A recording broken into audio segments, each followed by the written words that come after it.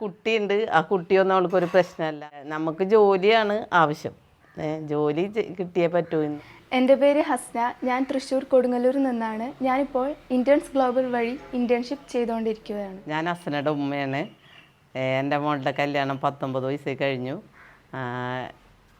കഴിഞ്ഞപ്പോൾ പഠിക്കണം എന്നുള്ള വലിയ ആഗ്രഹം ഉണ്ടായിരുന്നു.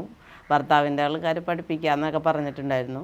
അപ്പോൾ അവർ അതിന് സപ്പോർട്ട് ചെയ്ത് അവൾ ഡിഗ്രി പാസ്സായി, നല്ല മാർക്കോടുകൂടി പാസ്സായി. അത് കഴിഞ്ഞ് HR എന്ന ഇത് കോഴ്സ് നല്ലതാണെന്ന് തോന്നി.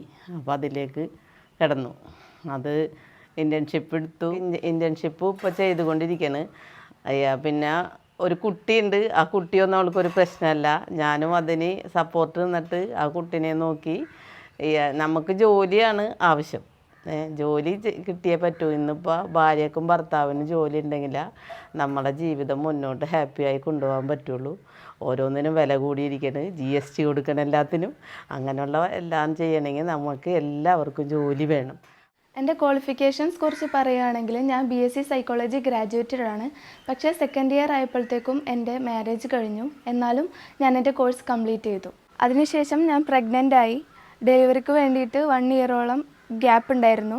പക്ഷേ എൻ്റെ ഇൻട്രസ്റ്റ് എന്താണെന്ന് വെച്ചിട്ടുണ്ടെങ്കിൽ ഓർഗനൈസേഷൻ സൈക്കോളജിയിൽ PG കംപ്ലീറ്റ് ചെയ്യണം എന്നായിരുന്നു. പക്ഷേ ഓഫ്ലൈനായിട്ട് പഠിക്കേണ്ടത് കാരണം എനിക്കതിന് പറ്റിയില്ല. ആ ഒരു സിറ്റുവേഷൻ ഉണ്ടായിരുന്നില്ല. അതിനുശേഷം എനിക്ക് നല്ലൊരു ജോലി വേണമെന്നായിരുന്നു ആഗ്രഹം. കുറേ കരിയേഴ്സിനെ കുറിച്ച് ഞാൻ അന്വേഷിച്ചു. അങ്ങനെ HR ഫീൽഡ് ഞാൻ ചൂസ് ചെയ്തു. കാരണം എന്താണെന്ന് വെച്ചാൽ HR ജോബ് റോൾസും കാര്യങ്ങളൊക്കെ എനിക്ക് ഇൻട്രസ്റ്റഡ് ആണെന്നും അത് ചെയ്യാൻ പറ്റുമെന്നും എനിക്ക് മനസ്സിലായി.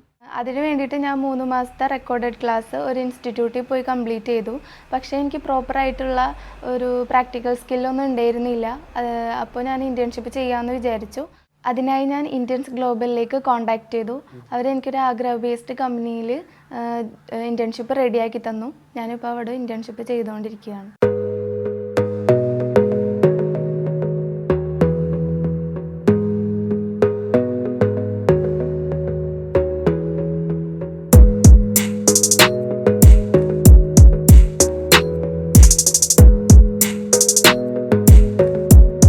ഇപ്പോഴാണ് എനിക്കൊരു കമ്പനിയിൽ എങ്ങനെ ജോലി ചെയ്യേണ്ടതെന്ന് എനിക്ക് മനസ്സിലായത്.